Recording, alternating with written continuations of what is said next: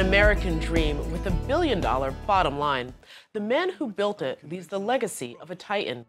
Reginald F. Lewis was a business pioneer, a philanthropist, a graduate of Harvard Law, and a barrier buster. He is the first African American to ever close an overseas leveraged buyout deal as he built his global empire that spanned 31 countries.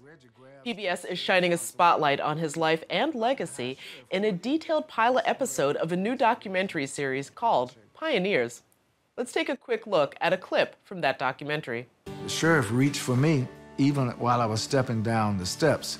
Reggie grabs the sheriff's arm and said, "Wait a minute, who are you?" And the sheriff said, "Well, I'm the high sheriff, who are you?" And Reggie said, "I'm Reginald F. Lewis, I represent Reverend Chavis. I need to see your identification." That's the kind of lawyer that Reginald Lewis was. That's the kind of, I would say even activist he was. Yes, he was a Wall Street, highly trained corporate lawyer, but he was a strong freedom fighter for civil rights. There is no doubt that Reginald Lewis's success paved the way for me and many others. And I think that really is the test and demonstration of real leadership.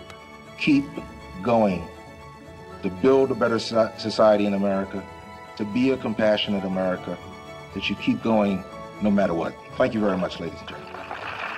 Now, we sit down with Reginald Lewis's wife, Loida Nicola Lewis, the first Asian woman to pass the New York bar and the person who knew Mr. Lewis best, to invite you to take a personal look behind the scenes.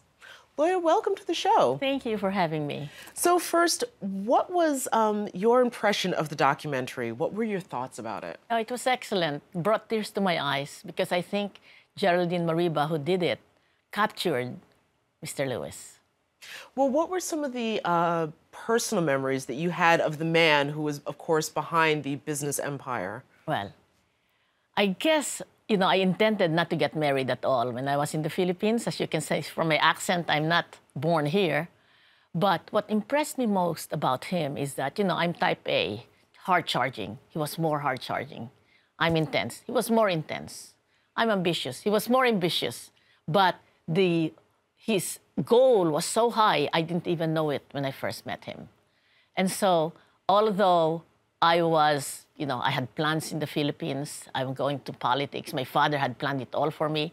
I always tell people that we had a movie house in Sorsogon where I grew up, but he named it, when I was 7 years old, Loida Theater. So when I'm ready for politics, I already have name recognition. And so that was my life.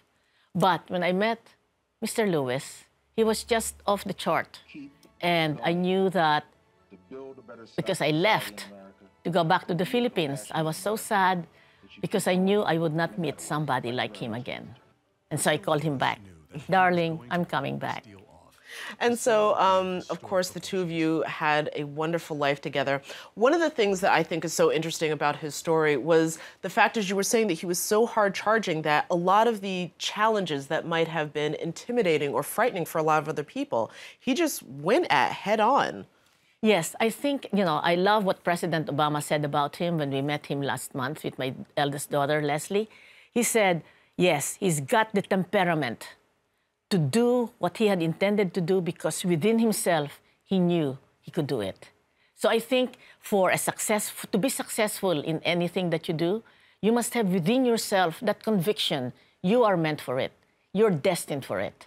So aside from being hard-charging, aside from working so hard, aside from having a goal, you must also have your inner conviction that, yes, we can.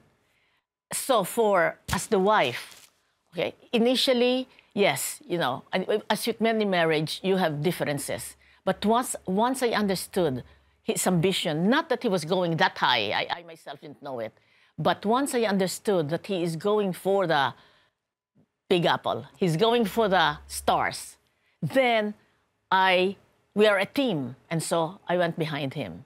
I want to turn a little bit now, of course, to the legacy, which I think is the most important part, especially now that he's gone. What do you think is the most important part of his legacy? Well, I'm so grateful to WNET because they made this documentary of Reginald Lewis, and the making of a billion-dollar empire, because in 1987, nobody has done that before. No American, African-American have done, what do you call it now, a billion-dollar leverage buyout. What does that mean? Leverage means you borrow the money. He borrowed almost all of the money of $1 billion.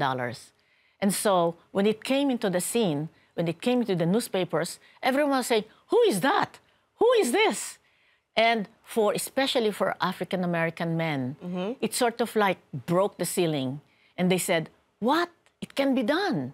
And so really after him, so many other African-American men and women were able to break through and became CEOs of Fortune 500 companies. You know, like Dick Parsons, Ken Chenault, for Merrill Lynch, and now we have the Merck, you know, the head of Merck, African-American woman, the head of Xerox. You know, so by his breaking through that glass ceiling, he inspired many others that they can do it too. Which, and again, it was such a powerful documentary, and I think it's very humbling to remember how recent that past was, that someone to be the first one to break through was so very recent for us. But my final question is, what is it that you would want people to remember or to think about most when they think of Reginald Lewis? Yes, I want them to understand and to know that here was a man born of humble beginnings in Baltimore, raised by a single mother, but surrounded by love because he came back. His mother brought him to his grandparents' home where there were 8 other siblings of his mother.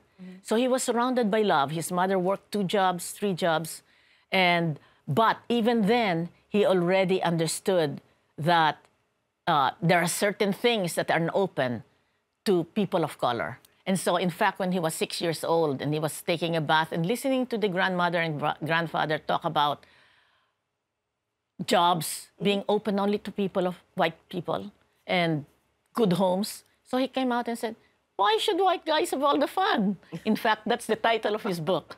Why should white guys have all the fun? How Reginald Lewis created a billion-dollar business empire. Well, then that's definitely a book worth reading even today. Listen, Loida, thank you so much for joining us on the program and again, telling us some of your personal stories about this amazing man. Thank you. Thank you for having me. Absolutely. And please watch the show. Oh, absolutely, yes. To get the full story, watch Pioneer's Reginald F. Lewis and the Making of a Billion-Dollar Empire when it premieres Friday, February 16th at 8 p.m. on WLIW 21, Sunday, February 18th at 7:30 on 13, and Saturday, February 24th at 7 p.m. on NJTV.